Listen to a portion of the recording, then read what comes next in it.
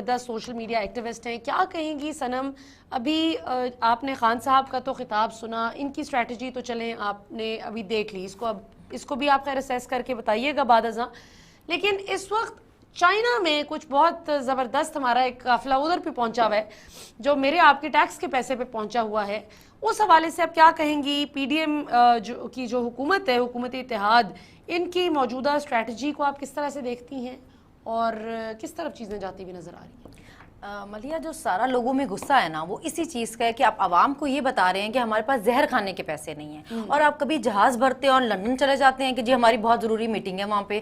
اب آپ نے چائنا گئے اور آپ 50 لوگوں کو ساتھ لے کر گئے ہیں, مطلب ایک غریب ملک کو جن کے پاس آپ کہیں کہ آپ ایک چائے کی پیالی اگر 2 پیتے ہیں تو وہ 1 کر دیں, اور ہمارے پاس زہر کھانے کے پیسے نہیں, آپ 1 روٹی 4 لوگ مل کے کھائیں, اور وہاں پہ 50 لوگوں کا جہاز بھر کے چائنا چلا جائے. مطلب لوگوں میں اسی بات کا غصہ ہے کہ ہم لوگ وہ قرضے اتارے ہیں جو ہم نے لیے بھی نہیں ہیں, مطلب جو قرضے ہم پہ لگے بھی نہیں ہیں, ہمارے نام پر لیے گئے ہیں اور وہ پیسہ چوری ہو گیا ہے, مگر ٹیکس کی صورت میں وہ پیسے ہم واپس اتار رہے ہیں. اور پھر ایسے میں آپ لوگوں کو بتاتے ہیں کہ آپ سوال بھی نہیں کر سکتے. اب اگر آپ سوال کریں گے, آپ کوئی قیاس رائے بھی کریں گے تو 7 سال کی سزا ہے جی آپ کو. مطلب یہ تو مجھے بہت ہی مزاحیہ بات لگی ان کی کہ آپ لوگوں کو سوال کرنے کا حق بھی نہیں دے رہے. مطلب آپ لوگ جو کرنا چاہ رہے ہیں وہ کھلے عام کریں, اور کوئی آپ کو پوچھنے والا نہ ہو, سوال کرنے والا نہ ہو. آپ کی اربوں کی کرپشن پہ آپ کو کوئی سوال کرنے والا نہ ہو, جن فلیٹس میں رہ رہے ہیں ان پہ کوئی پوچھنے والا نہ ہو, کیونکہ آپ کیا کریں گے کہ آپ تربیت کے سرٹیفکیٹ لے کے گھومیں گے ہاتھ میں, وہ پکڑا دیں گے کہ جی ہم سے سوال کیسے کر لیا, ان کی تو تربیت ہی ٹھیک نہیں کر رہے عمران خان ہمیں سچ بولنا سکھا رہے ہیں نا, وہ ہمیں سوال کرنا سکھا رہے ہیں کہ ہمارا حق ہے, اگر ہمارا حق ہے تو ہم اس کے لیے کیوں نہ سوال اٹھائیں, ہم اس کے لیے کیوں نہ آواز اٹھائیں. بالکل, دیکھیے سوال پوچھنا تو جمہوریت کا حسن ہے, اور سوال کا جواب دینا بھی جمہوری لیڈرز کا شیوا ہونا چاہیے, ہوتا آیا ہے. یہ تو پہلی مرتبہ ہم دیکھ رہے ہیں اس طرح سے کہ عوام کو جس جبر کا نشانہ بنایا جا رہا ہے, جو صحافی سچ بولنے کی جرات کرے اسے دھمکیاں دینا شروع کر دو, جو صحافی سچ کا ساتھ دیتے ہوئے حقائق سامنے رکھے اور جس پارٹی میں بھی جو کرپٹ عناصر موجود ہوں ان کو سوال کرے. ارشد شریف کی مثال اس میں ہمارے سامنے ہے, تو ان کو اس حد تک ٹارچر کر دیا جائے کہ وہ پاکستان کی زمین ان پر تنگ کر دی جائے, اور بعد ازاں کہا جائے کہ کوئی خطرہ نہیں تھا ارشد شریف کو. کیا بات کرتے ہیں صاحب. 14 جولائی کو ارشد شریف نے خط لکھا تھا اور باقاعدہ مطلع کیا تھا صدر پاکستان کو کہ ان کی جان کو خطرہ ہے, اور بعد ازاں 15 جولائی کو صدر پاکستان نے شہباز شریف صاحب کو خط لکھ کر اس حوالے سے مطلع کیا اور ضروری اقدامات لینے کے لیے کہا.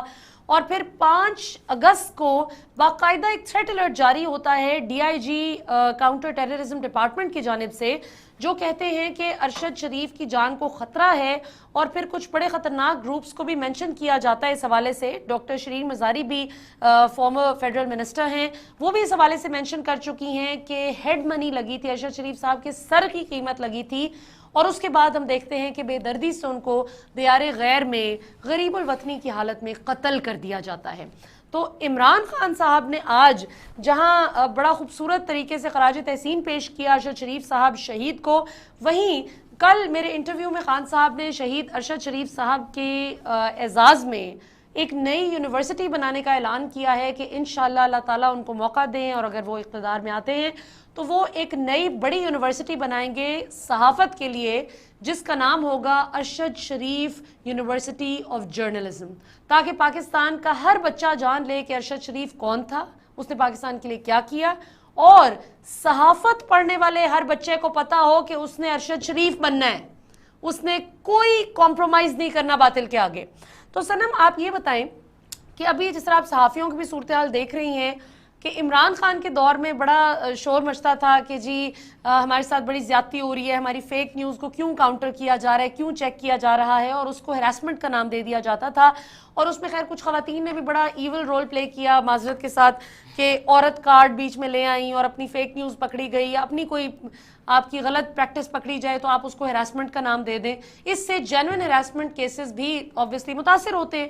تو آپ کو بطور سوشل میڈیا ایکٹیوسٹ ایف آئی اے نے یا کسی جگہ سے حکومتی ایوانوں سے کوئی دھمکی شمکی یا ڈرایا گیا ہو, ایسا کوئی ایکسپیرینس تو نہیں ہوا؟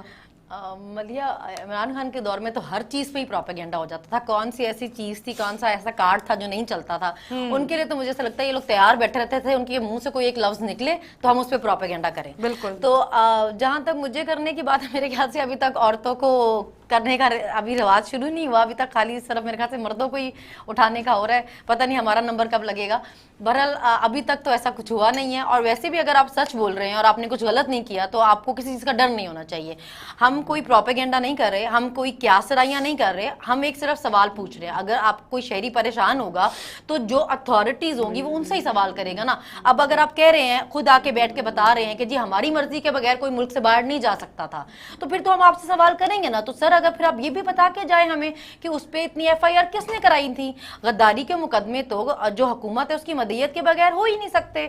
تو کون ان کے پیچھا کرواتا تھا لوگوں سے, کون ان کے گھر بھیجتا تھا لوگوں کو, اور بہت آسان ہے ان کو نوکریوں سے نکلوانے کے لیے کون فون کالز کرتا تھا, کیوں چینلز والوں کو منع کیا جاتا تھا ان کو کام نہ دیا جائے. آپ لوگ یہ سب باتیں پتہ کر کے ہمیں بتا دیں. اگر آپ ہمیں جواب دے دیں ہم قیاسرائیاں نہیں کریں گے, آپ کو ضرورت نہیں پڑے گی دھمکیاں لگانے کی عوام کو. عوام میں سارا غصہ اسی لیے ہے کیونکہ آپ عوام کو بار بار آپ کے بتا رہے ہیں کہ ایک تو آپ ill informed ہیں, کبھی آپ آ کے ان کو بتاتے ہیں کہ آپ کچے ذہنوں کے ہیں, کبھی آپ ان کو بتاتے ہیں آپ کو پتا کچھ نہیں ہے. ہمیں نہیں پتا چلے کچھ تو آپ ہمیں پتا کر کے بتائیں. ہم آپ کو اتنی سی بات ہی تو کہہ رہے ہیں کہ ہمیں پتا کر کے آپ بتا دیں. آپ لوگ بہت سمجھدار ہیں, ہمیں پتا کر کے بتا دیں. اس میں ڈرانے دھمکانے اٹھانے اور دھمکیوں والی تو کوئی بات کی وجہ بنتی ہی نہیں ہے بیچ میں. بالکل, اور یہ بات بالکل درست ہے کہ آج کل کی پاکستان کی جو نوجوان نسل ہے, صرف پاکستان ہی نہیں دنیا بھر میں, آپ دیکھیں ٹیکنالوجی کا دور ہے, مطلب ڈیجیٹل دور ہے, اس میں نہ تو انفارمیشن چھپائی جا سکتی ہے, نہ انفارمیشن کو آپ ریسٹرکٹ کر سکتے ہیں. جس طرح ماضی میں ہوتا تھا کہ اخبار والوں کو دھمکا دیا جاتا تھا, یا مین اسٹریم میڈیا والوں کو, الیکٹرانک میڈیا کو روک دیا جاتا تھا اشتہاروں کا لالچ. جس طرح ابھی بھی ہمارے بیشتر چینلز آپ کو اسی لیے عمران خان کے حقیقی آزادی مارچ کی کوریج نہیں کرتے ہوئے نظر آ رہے کہ کچھ تو چلیں, پیمرا نے لائیو خان صاحب کی تقریر دکھانے پر پابندی لگا دی, وہ بھی اس کی بھی بالکل یہی وجہ ہے کہ بلا وجہ ایک فسطائیت کا مظاہرہ کیا جا رہا ہے, ایک غیر جمہوری رویہ ہے اس وقت حکومت کا, اور پیمرا چونکہ ڈائریکٹلی حکومت کے انڈر آتا ہے تو وہ حکومت کے حساب سے چل رہا ہے, وچ از ویری انفارچونیٹ. پیمرا کو تنخواہیں, جو سرکاری ملازمین ہیں ان کو پاکستانی عوام کے ٹیکس کے پیسے سے تنخواہ ملتی ہے, اور تمام تر حقائق عوام تک پہنچانے کے پیسے دیے جاتے ہیں. یہ اس لیے نہیں دیے جاتے پاکستانی عوام کے ٹیکس کے پیسہ کاٹ کر کہ آپ پاکستانی عوام تک ہی جو ان کا رائٹ ٹو انفارمیشن ہے اس سے ان کو محروم کریں. اور دوسری بنیادی بات اس میں یہ ہے کہ آپ ہماری جو موجودہ حکومت ہے یہ کچھ چینلز کو اشتہاروں کا لالچ دے کر تو کچھ کو دھمکیاں دے کر کسی نہ کسی طرح کنٹرول کر رہی ہے. اور یہ بات ہوا میں نہیں ہے, ظاہر ہے میرا تعلق میڈیا انڈسٹری سے ہے, ہمارے کئی چینل مالکان جاننے والے ہیں, کئی ہمارے فیلو جرنلسٹ ہیں جو مختلف چینلز میں کام کرتے ہیں, تو ہم تک ساری خبریں پہنچتی ہیں کہ کیسے نون لیگ کا پروپیگنڈا لائن ٹو کرنے کے لیے مجبور کیا جاتا ہے جرنلسٹ کو, کیسے ان کو فورس کیا جاتا ہے کہ اگر آپ یہ نیریٹو نہیں لیں گے تو پھر آپ نہیں چل سکتے. اور ہم سے بہتر کون جانتا ہے, مجھے اور عمران ریاض خان کو رجیم چینج آپریشن سے 2 دن پہلے آف ایئر کر دیا گیا تھا. ابھی رجیم چینج ہوئی نہیں تھی اور 2 دن پہلے آف ایئر کر دیا گیا تھا اس ڈر سے کہ یہ سوال اٹھائیں گے. تو اب ماشاءاللہ مجھے بہت خوشی ہوتی ہے کہ عمران ریاض خان بول نیوز پر اس سے زیادہ دبنگ انداز میں سوال پوچھتے ہیں, اور ارشد شریف کا بھی یہی جرم تھا کہ وہ سوال پوچھتے تھے.